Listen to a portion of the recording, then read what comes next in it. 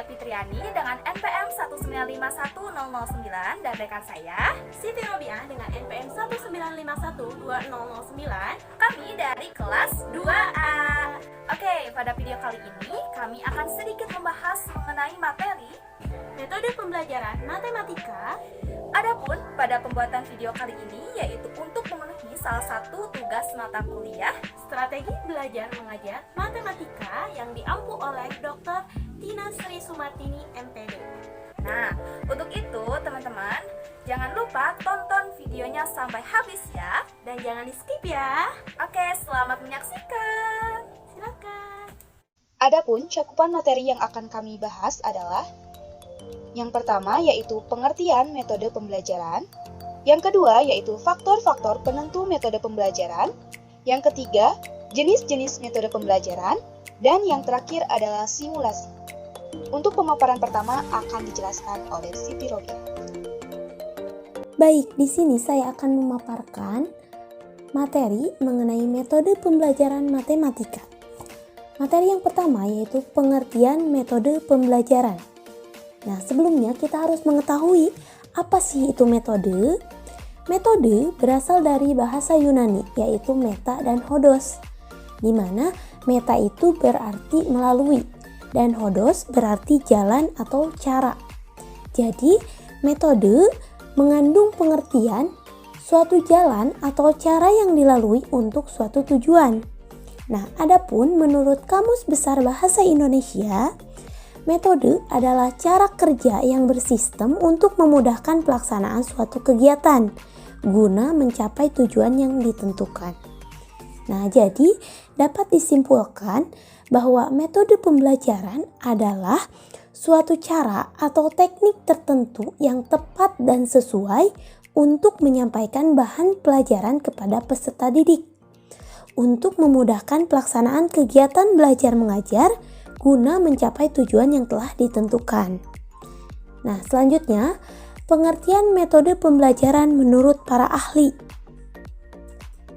Nah, di sini ada beberapa para ahli yang menjelaskan pengertian metode pembelajaran. Yang pertama, Wina Sanjaya. Menurut Wina Sanjaya, metode pembelajaran adalah cara yang digunakan untuk mengimplementasikan rencana yang sudah disusun dalam kegiatan nyata agar tujuan yang telah disusun tercapai secara optimal. Adapun menurut Abdurrahman Ginting, metode pembelajaran dapat diartikan cara atau pola yang khas dalam memanfaatkan berbagai teknik dan sumber daya terkait lainnya agar terjadi proses pembelajaran pada diri peserta didik. Kemudian, menurut Ridwan Abdullah Sani, metode pembelajaran merupakan langkah operasional dari strategi pembelajaran yang dipilih untuk mencapai tujuan pembelajaran. Kemudian yang selanjutnya yaitu faktor-faktor penentu metode pembelajaran. Adapun faktor-faktor penentu metode pembelajaran yang pertama yaitu anak didik atau peserta didik. Anak didik adalah manusia yang berpotensi yang menghajatkan pendidikan. Nah, di sekolah, gurulah yang berkewajiban mendidiknya. Nah, adapun perbedaan individual anak didik pada aspek biologis, intelektual, dan psikologis mempengaruhi pemilihan dan penentuan metode pembelajaran. Mana yang sebaiknya guru ambil untuk menciptakan lingkungan belajar yang kreatif demi terciptanya tujuan pembelajaran yang telah dirumuskan. Kemudian faktor selanjutnya yaitu tujuan. Tujuan adalah sasaran yang dituju dari setiap kegiatan belajar mengajar. Nah, adapun tujuan dalam pendidikan dan pengajaran ada berbagai jenis. Ada tujuan instruksional, tujuan kurikuler, tujuan institusional, dan tujuan pendidikan nasional. Nah, metode yang dipilih guru harus sejalan dengan taraf kemampuan anak didik dan sesuai dengan tujuan yang telah ditetapkan. Kemudian faktor penentu selanjutnya yaitu situasi kegiatan belajar mengajar. Nah, situasi kegiatan belajar mengajar yang guru ciptakan ini tidak selamanya sama dari hari ke hari. Tetapi, setiap guru harus memilih metode pembelajaran yang sesuai dengan situasi yang diciptakan oleh gurunya sendiri. Situasi siswanya bagaimana, maka metode yang harus dipilih oleh guru tersebut harus mana yang sesuai dengan situasi tersebut. Kemudian faktor selanjutnya yaitu fasilitas. Fasilitas merupakan hal yang mempengaruhi pemilihan dan penentuan metode pembelajaran. Fasilitas adalah kelengkapan yang menunjang belajar anak didik di sekolah. Kemudian faktor selanjutnya yaitu guru. Nah, setiap guru ini mempunyai kepribadian yang berbeda. Latar pendidikan guru diakui mempengaruhi kompetensi. Nah, kurangnya penguasaan terhadap berbagai jenis metode pembelajaran menjadi kendala dalam memilih dan menentukan metode pembelajaran tersebut. Penggunaan metode yang tepat akan turut menentukan efektivitas dan efisiensi pembelajaran. Setiap metode tidak berdiri sendiri tanpa terlibatnya metode lain. Nah, untuk itu, pada kesempatan kali ini saya akan melanjutkan materi yang telah disampaikan oleh rekan saya. Di sini saya akan menjelaskan tentang jenis-jenis metode pembelajaran. Untuk yang pertama, ada metode ceramah. Nah, apa sih metode ceramah itu? Ceramah adalah sebuah metodologi pembelajaran yang penyampaian informasi pembelajaran kepada murid dilakukan secara lisan. Kegiatan berpusat pada penceramah dan komunikasi terjadi searah dari pembicara kepada pendengar. Metode ini sangat cocok diterapkan di tempat dengan jumlah pendengar yang cukup besar. Metode ceramah bisa diaplikasikan di dalam kelas atau di dalam gedung dengan jumlah murid yang cukup banyak. Untuk selanjutnya, ada langkah-langkah metode ceramah. Yang pertama, ada tahap persiapan. Diawali dengan merumuskan tujuan yang ingin dicapai, kemudian menentukan pokok-pokok materi yang akan diceramahkan. Yang ketiga yaitu mempersiapkan alat bantu. Untuk selanjutnya yaitu tahap pelaksanaan. Nah, yang pertama adalah langkah pembukaan, yang kedua langkah penyajian, dan yang ketiga adalah langkah mengakhiri atau menutup ceramah. Dalam setiap metode, pasti ada kelemahan dan kelebihan metode ceramah. Yang pertama yaitu dapat menampung kelas besar. Jadi, siswa tidak terbatas. Untuk yang kedua yaitu konsep yang disajikan secara hierarkis akan memberikan fasilitas belajar pada siswa. Yang ketiga yaitu guru dapat memberi tekanan terhadap hal-hal yang penting. Pada metode ceramah, di sini yang lebih difokuskan adalah guru, karena guru dikategorikan sebagai seorang penceramah atau yang menjelaskan materi kepada muridnya atau kepada siswanya. Jadi, guru dapat memberikan tekanan terhadap hal-hal yang penting. Selanjutnya adalah isi silabus dapat diselesaikan dengan lebih mudah. Dan yang terakhir adalah kekurangan atau tidak adanya buku pelajaran dan alat bantu pelajaran tidak menghambat pelaksanaan pelajaran dengan ceramah. Yang selanjutnya ada kekurangan dari metode ceramah. Yang pertama yaitu pelajaran berjalan membosankan. Siswa pasif hanya aktif membuat catatan.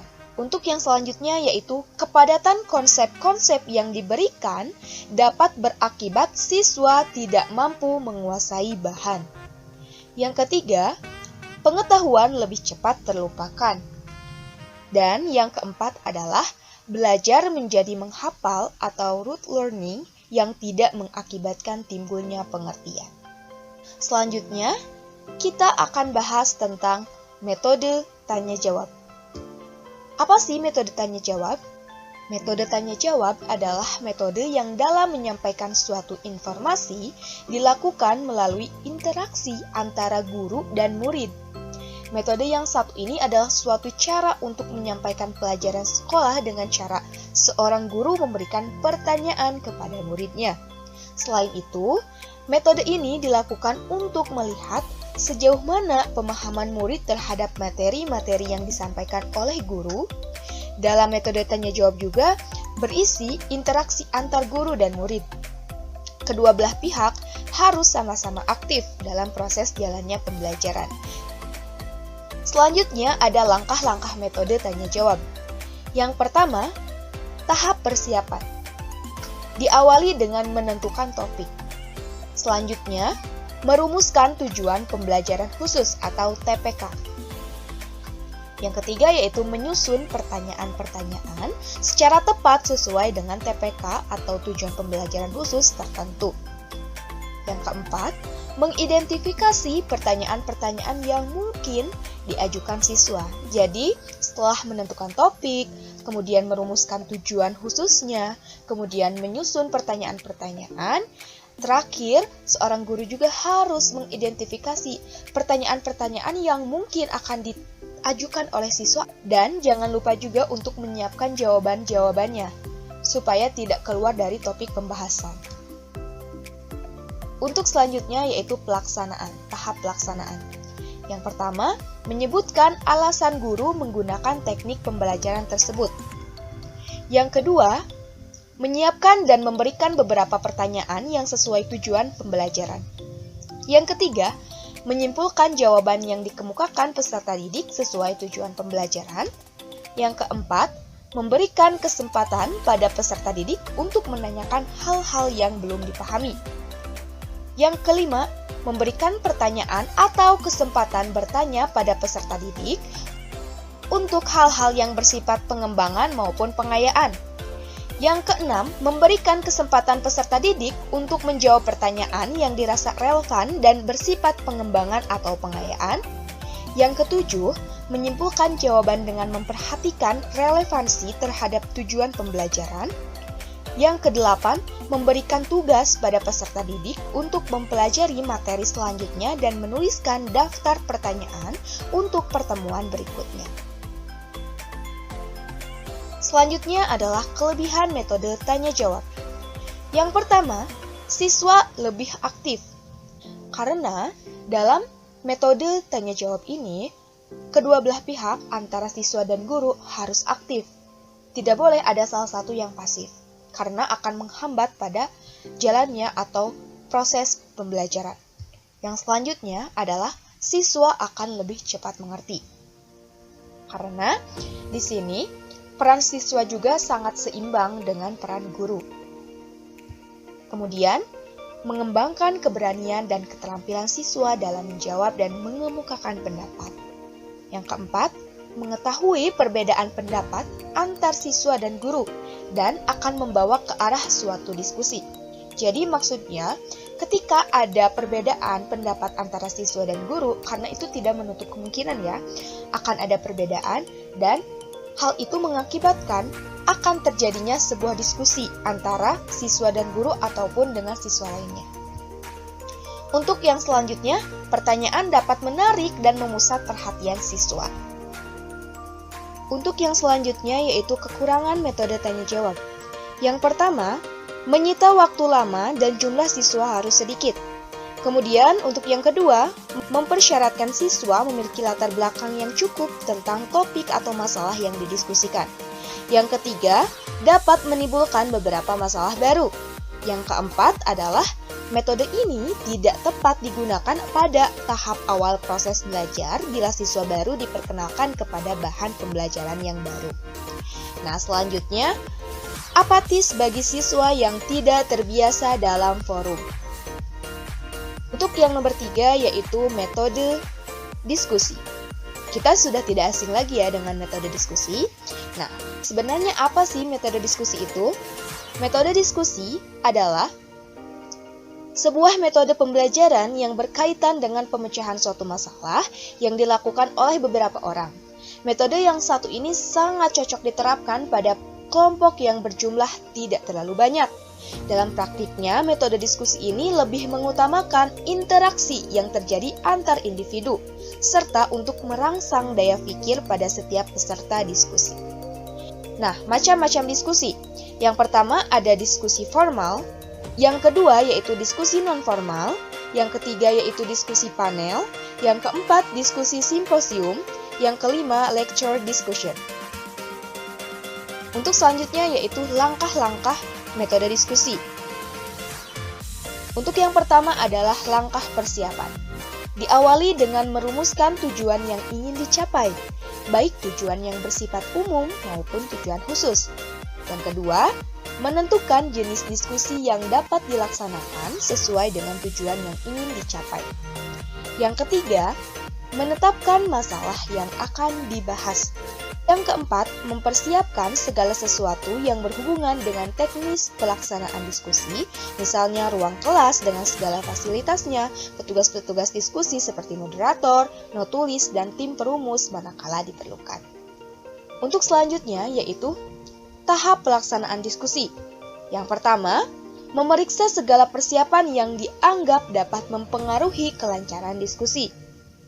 Yang kedua, memberikan pengarahan sebelum dilaksanakan diskusi. Yang ketiga, melaksanakan diskusi sesuai dengan aturan main yang telah ditetapkan. Yang keempat, memberikan kesempatan yang sama kepada setiap peserta diskusi untuk mengeluarkan gagasan dan ide-idenya. Yang kelima, mengendalikan pembicaraan kepada pokok persoalan yang sedang dibahas. Nah, untuk yang terakhir yaitu menutup diskusi. Yang pertama, membuat pokok-pokok pembahasan sebagai kesimpulan sesuai dengan hasil diskusi. Yang kedua, mereview jalannya diskusi dengan meminta pendapat dari seluruh peserta sebagai umpan balik untuk perbaikan selanjutnya. Di sini ada kekurangan dan kelebihan dari metode diskusi. Yang pertama, kelebihan metode diskusi adalah merangsang siswa kreatif memberikan gagasan atau ide. Yang kedua, berani mengungkapkan pendapat. Yang ketiga, dapat bertukar pikiran. Yang keempat, bekerja sama dengan baik. Dan yang kelima, belajar menjadi pemimpin. Untuk selanjutnya yaitu kekurangan dari metode diskusi. Yang pertama, hanya beberapa siswa yang aktif. Yang kedua, pembahasannya meluas dan keluar dari materi pembelajaran. Yang ketiga, membutuhkan waktu yang cukup panjang. Dan yang keempat, menimbulkan emosional yang tidak terkontrol. Selanjutnya ada metode demonstrasi. Apa sih metode demonstrasi itu? Metode demonstrasi adalah metode dengan menggunakan benda, alat, ataupun bahan-bahan informasi yang dapat memberikan gambaran yang nyata. Penggunaan benda atau alat bisa memudahkan setiap murid memahami materi yang telah disampaikan oleh guru. Nah, langkah-langkahnya seperti apa sih metode demonstrasi itu? Yang pertama, tahap perencanaan. Diawali dengan merumuskan tujuan yang jelas baik dari sudut kecakapan ataupun kegiatan yang diharapkan dapat ditempuh setelah metode demonstrasi berakhir. Yang kedua, menetapkan garis-garis besar langkah-langkah demonstrasi yang akan dilaksanakan. Yang ketiga, memperhitungkan waktu yang dibutuhkan. Untuk selanjutnya ada tahap pelaksanaan. Yang pertama, memeriksa hal-hal di atas untuk kesekian kalinya. Maksudnya, hal-hal yang tadi dalam tahap perencanaan. Yang kedua, memulai demonstrasi dengan menarik perhatian peserta didik. Yang ketiga, mengingatkan pokok-pokok materi yang akan didemonstrasikan agar demonstrasi mencapai sasaran.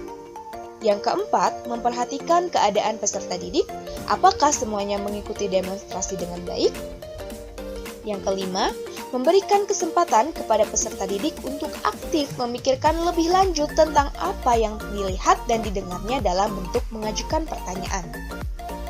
Yang keenam, menghindari ketegangan. Oleh karena itu, guru hendaknya selalu menciptakan suasana yang harmonis. Yang ketujuh, evaluasi berupa pemberian tugas. Jadi, untuk memperdalam apa yang telah dipelajari oleh siswa. Untuk selanjutnya ada kelebihan dari metode demonstrasi. Yang pertama, memudahkan dalam berbagai jenis penjelasan. Yang kedua, dapat lebih memusatkan perhatian anak. Yang ketiga, dapat mempertanyakan langsung persoalan yang belum dimengerti dan dapat terjawab dengan jelas. Yang keempat, tidak membosankan. Untuk selanjutnya ada kekurangan dari metode demonstrasi. Yang pertama, peserta didik kurang jelas dalam melihat benda atau peristiwa yang akan dipertunjukkan. Yang kedua, sukar dimengerti jika guru kurang menguasai apa yang didemonstrasikan. Yang ketiga, jika peserta didik kurang memahami, kemungkinan peserta didik akan lupa serta materi belajar tidak bermakna karena tidak menjadikan pengalaman belajar. Selanjutnya yaitu metode pemberian tugas. Apa sih metode pemberian tugas itu? Metode pemberian tugas adalah suatu penyajian bahan pembelajaran di mana guru memberikan tugas tertentu agar siswa melakukan kegiatan belajar dan memberikan laporan sebagai hasil dari tugas yang dikerjakannya. Metode ini mengacu pada penerapan learning by doing. Selanjutnya yaitu langkah-langkah metode pemberian tugas. Yang pertama ada fase pemberian tugas atau persiapan. Diawali dengan merumuskan masalah atau scope and sequences dengan jelas. Yang kedua, mengemukakan tujuan pelaksanaan tugas. Yang ketiga, menentukan jenis tugas atau kelompok maupun individu. Yang keempat, memberikan penjelasan atau sebelum pengarahan tugas. Yang kelima, memberikan petunjuk atau sumber yang dapat membantu pekerjaan siswa. Yang keenam, menentukan limit waktu penentuan pelaksanaan. Selanjutnya ada fase pelaksanaan tugas. Diawali dengan mengadakan bimbingan atau pengawasan dalam pelaksanaan tugas. Yang kedua yaitu memberikan motivasi atau dorongan sehingga anak mau bekerja atau mengerjakan apa yang telah kita tugaskan. Yang ketiga, memberikan pelayanan kebutuhan. Yang keempat, diusahakan atau dikerjakan oleh siswa sendiri, tidak menyuruh orang lain. Yang kelima, dianjurkan agar siswa mencatat hasil-hasil yang ia peroleh dengan baik dan sistematis. Selanjutnya, ada fase pertanggungjawaban tugas. Yang pertama diawali dengan pelaporan secara lisan atau tulisan, tindakan atau demonstrasi. Yang kedua, melaksanakan penilaian hasil pelaksanaan tugas. Yang ketiga, melaksanakan penilaian proses dan hasil pelaksanaan. Yang keempat, mendiskusikan kesulitan-kesulitan yang tidak dapat diselesaikan oleh siswa selama pelaksanaan tugas. Selanjutnya, ada kelebihan metode pemberian tugas. Yang pertama, merangsang siswa belajar lebih banyak, baik dekat dengan guru maupun pada saat jauh dari guru di dalam sekolah maupun di luar sekolah. Yang kedua, mengembangkan sikap kemandirian pada diri siswa. Yang ketiga, lebih meyakinkan tentang apa yang dipelajari dari guru, lebih memperdalam, memperkaya atau memperluas pandangan tentang apa yang dipelajari. Yang keempat, membina kebiasaan siswa untuk mencari dan mengolah sendiri informasi dan komunikasi. Dan yang kelima, pengetahuan yang siswa peroleh dari hasil belajar sendiri akan dapat diingat lebih lama. Selanjutnya, ada kekurangan atau kelemahan metode pemberian tugas. Yang pertama, memerlukan pengawasan yang ketat baik oleh guru maupun orang tua. Yang kedua, sukar menetapkan apakah tugas dikerjakan oleh siswa sendiri atau atas bantuan orang lain. Yang ketiga, tugas yang banyak dan sering dapat membuat beban dan keluhan pada siswa. Yang keempat, sedikit sulit diselesaikan oleh siswa yang tinggal bersama keluarga yang kurang teratur. Yang kelima, dapat menimbulkan frustasi bila gagal menyelesaikan tugas. Untuk selanjutnya yaitu simulasi. Pada video selanjutnya kami mensimulasikan beberapa metode pembelajaran pada pelajaran matematika. Untuk itu langsung saja tonton videonya sampai habis dan jangan di-skip. Assalamualaikum warahmatullahi wabarakatuh. Waalaikumsalam warahmatullahi wabarakatuh. Alhamdulillahirrahmanirrahim. Hari ini kita masih diberikan kesempatan untuk melanjutkan materi, yaitu pada mata pelajaran matematika. Oke, sebelum kita belajar, kita berdoa terlebih dahulu ya. Silahkan mungkin doanya. Sebelum belajar, mari kita berdoa dalam hati. Kita absen dulu ya. Bagaimana? Apakah hari ini hadir semua? Ya, sampai Yang lain siap semangat ya belajar ya? Siap, oke. Hari ini kita akan belajar tentang pecahan. Nah, silakan buka ya buku catatannya. Oke.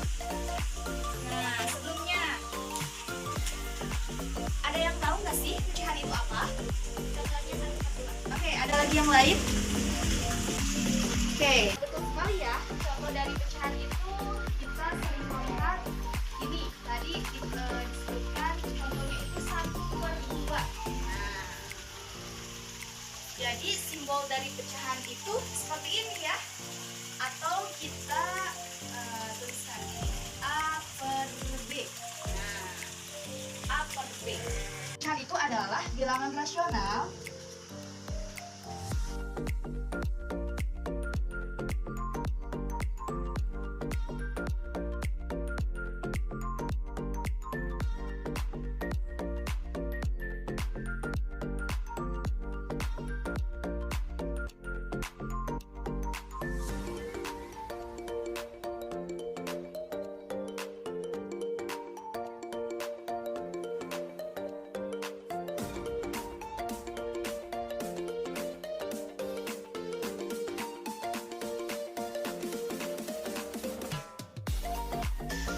Kita baca bareng-bareng ya, yang keras ya.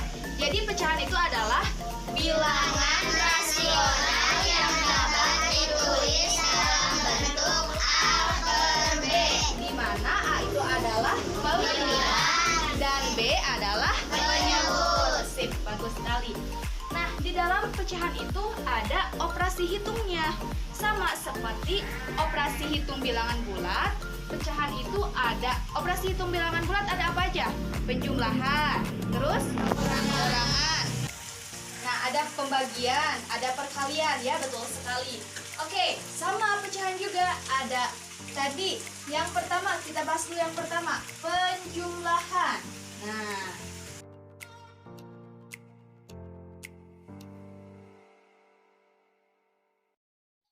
oke, misalnya di sini ada contoh 4/5 ditambah 7/5 sama dengan. Oke, di sini ada 4/5 ditambah 7/5 sama dengan penjumlahan. Kalau penjumlahan itu kan ditambah ya, dijumlahkan.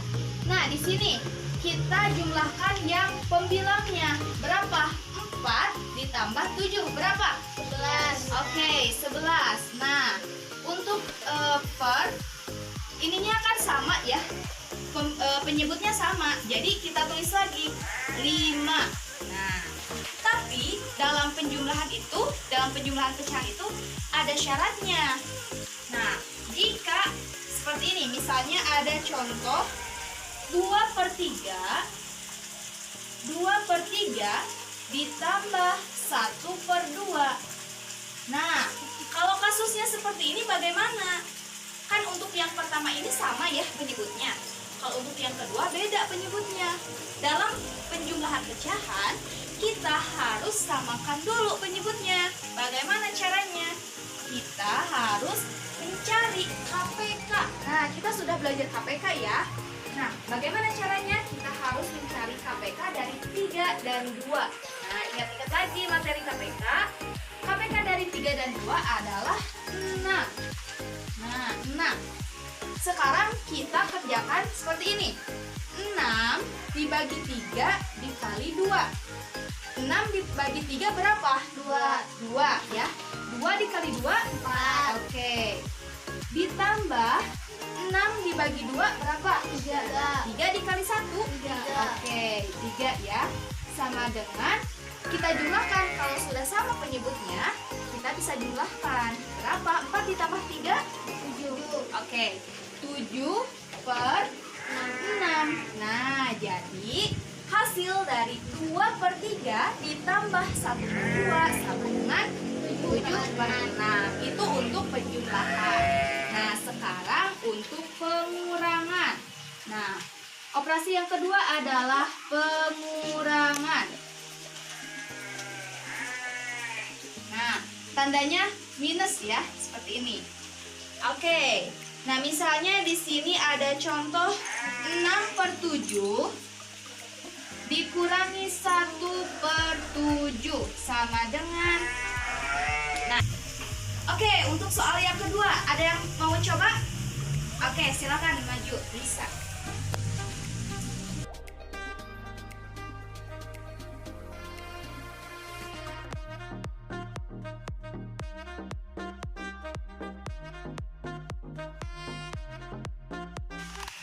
kasih tepuk tangan. Nah, oke, terima kasih Nisa. Oke, untuk pengurangan ya, tadi sama pengerjaannya seperti penjumlahan, yaitu bedanya cuman yang untuk yang penjumlahan itu ditambah, untuk yang pengurangan berarti dikurangi ya. 6/7 dikurangi 1/7 sama dengan 5/7. Oke, selanjutnya kita ke perkalian.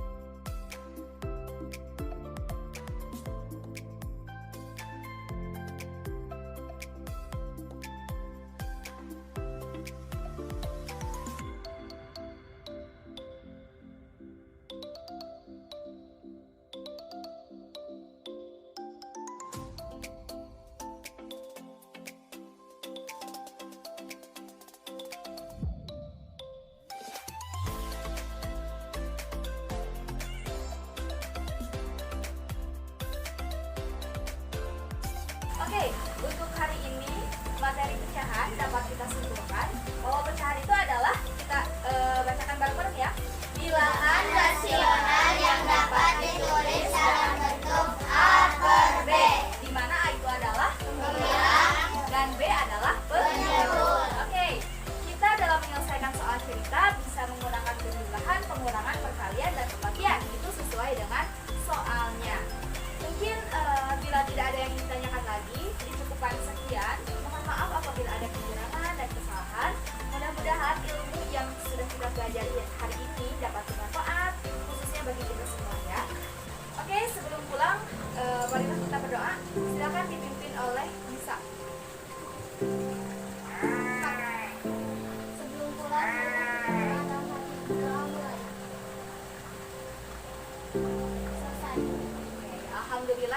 pertemuan kali ini sudah selesai.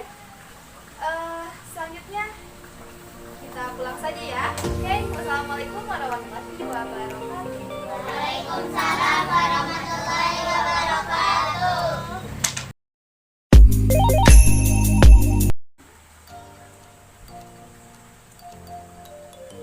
Oke, Assalamualaikum warahmatullahi wabarakatuh. Waalaikumsalam warahmatullahi wabarakatuh. Bagaimana kabarnya hari ini? Baik. Nah, sebelum belajar, marilah kita berdoa terlebih dahulu. Di sini ada yang mau memimpin doa? Ya, silakan. Sebelum belajar, mari kita berdoa dalam mulai. Pada pertemuan sebelumnya, kalian sudah belajar mengenai apa? Pecahan. Nah, sekarang pada pertemuan kali ini kita akan membahas mengenai operasi hitung pada pecahan. Nah, operasi hitung pada pecahan itu hampir sama dengan operasi hitung bilangan bulat. Ada operasi hitung pada bilangan bulat ada apa saja? Pengulangan, perkalian, pembagian. Nah, pada operasi hitung pecahan juga sama ya, ada penjumlahan, pengurangan, perkalian, dan pembagian. Namun, yang membedakannya antara operasi hitung pecahan dan operasi hitung pada bilangan bulat itu ketika pada penjumlahan dan pengurangannya. Kalau pada operasi hitung pecahan, kita harus menyamakan terlebih dahulu penyebutnya. Nah, sekarang kita akan melakukan diskusi mengenai operasi hitung pada pecahan. Sebelumnya kita bagi terlebih dahulu kelompoknya ya. Ibu akan bagi menjadi 3 kelompok. Kelompok 1, 1, 2, 3, 4 ya. Silakan duduknya memisahkan diri. Kelompok 2, 1, 2, 3. Kelompok 3, 1, 2, 3. Silakan duduknya per kelompok ya.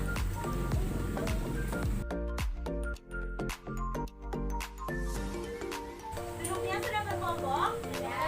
Nah, sekarang ibu di sini mempunyai soal ya. Ada 2 buah soal. Ibu akan memberikannya kepada satu kelompok satu ya. Ibu akan berikan soalnya. Nah, di sana ada 2 soal ya. Silakan kalian diskusikan bersama teman kelompoknya untuk menyelesaikan 2 buah soal tersebut. Silakan bisa dimulai dari sekarang.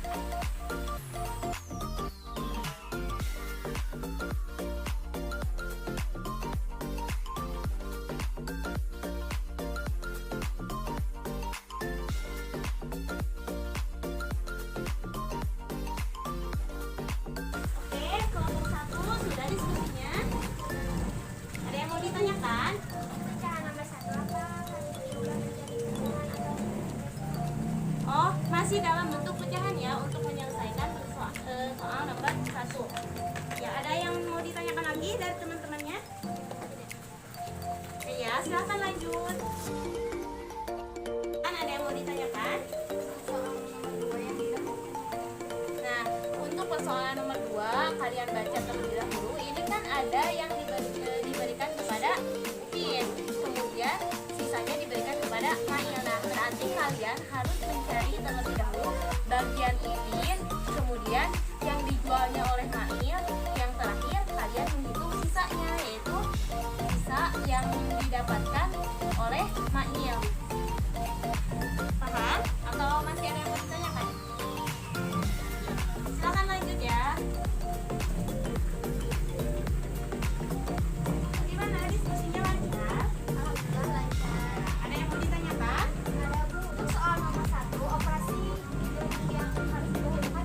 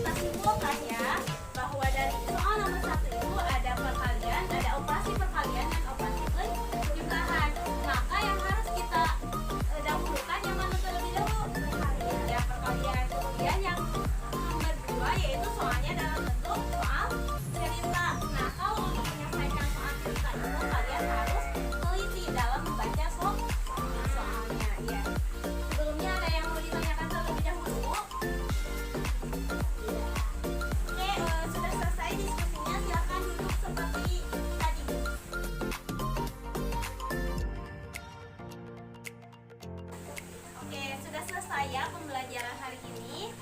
Sebelum pulang, marilah kita berdoa terlebih dahulu. Ada yang mau memimpin doa lagi? Silakan. Sudah melakukan dalam pembelajaran, mari kita berdoa dalam pertemuan. Nah, alhamdulillah ya pembelajaran hari ini sudah selesai. Kita belajar mengenai